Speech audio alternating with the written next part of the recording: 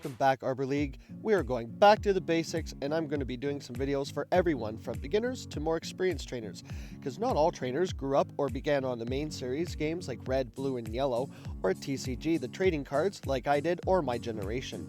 So this is a new tips and tricks series that I hope everyone can learn from. Throwing some extra footage up from the collab that Transcendent and I did the other day. Go check it out, the main video on his channel. I'll leave a link in the description. We had a lot of fun just not losing elo and just having some good old-fashioned fun with spice. So give it a sub and a like when you're there and support the small channels. Today we're going to be talking about typings. It is the essence of gameplay across all Pokemon platforms and games. Good old algorithm, rock, paper, scissors, or fire, water, grass in this case, or RNG random number generator.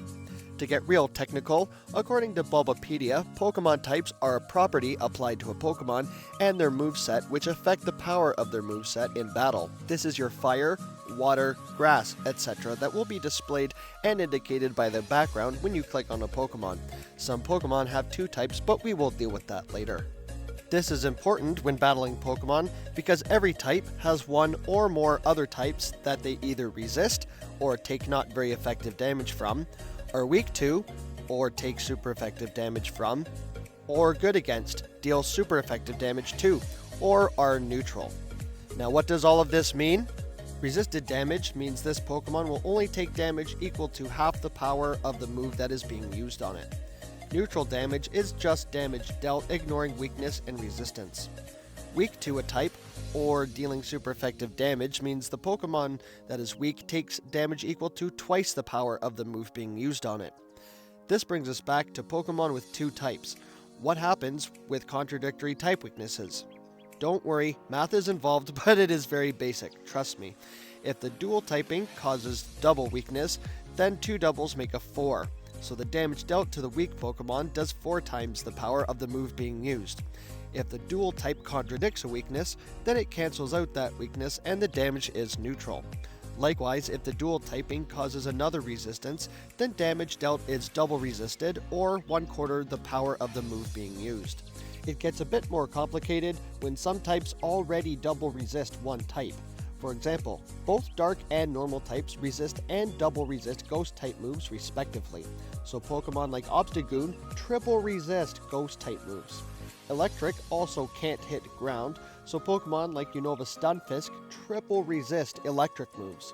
This may all still sound confusing, but I will show you a couple of examples, a chart, and a couple resources you can use to check typings. So here is the typing chart.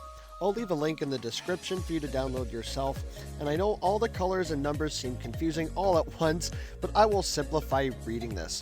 If charts aren't your thing, I'll leave a link in the description to Pokemon DB.net. They have a really good graphic there.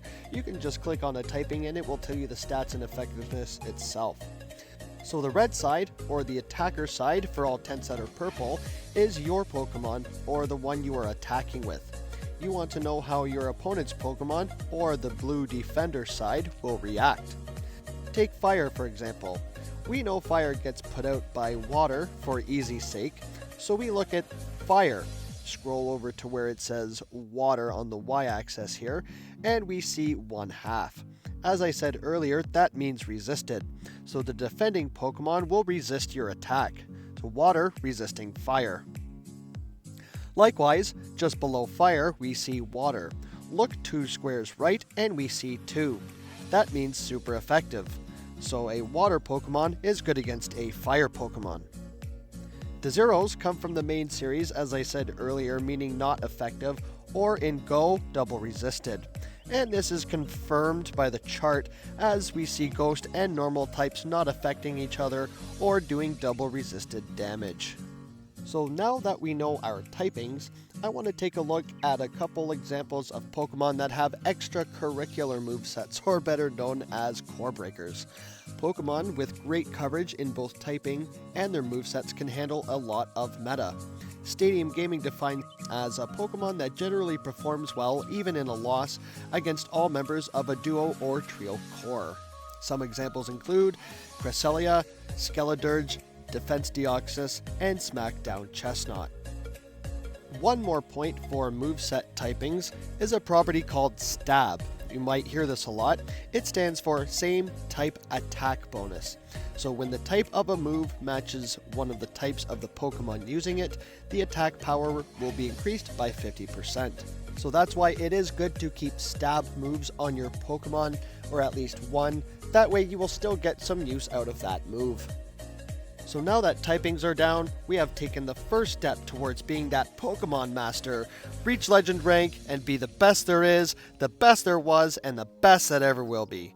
Still a long way to go with move counts, charge move timing, and all those other game mechanics that you've heard of, but half the battle of understanding Pokemon is done. So I hope everyone learned or relearned something today. And speaking of typings, a friend of mine and the channel, our command mate, is holding an RPS tournament. It's going to be a lot of fun. The format is for the Ultra League or 2500 CP Pokemon. Your team can only be 3 typings, but they can be dual types. They also have to form an effectiveness triangle, like fire, water, grass. Hence the rock, paper, scissors tournament. The idea is simple. Rock beats scissors but loses to paper. Paper beats rock but loses to scissors. Scissors beats paper but loses to rock. I know you know the rules, but the 3 typings have to be related. Anyways, the rules are in the Google form. I'll leave a link for that as well so you can learn more and join the fun. If you're enjoying the content, leave a comment and tell me what you think.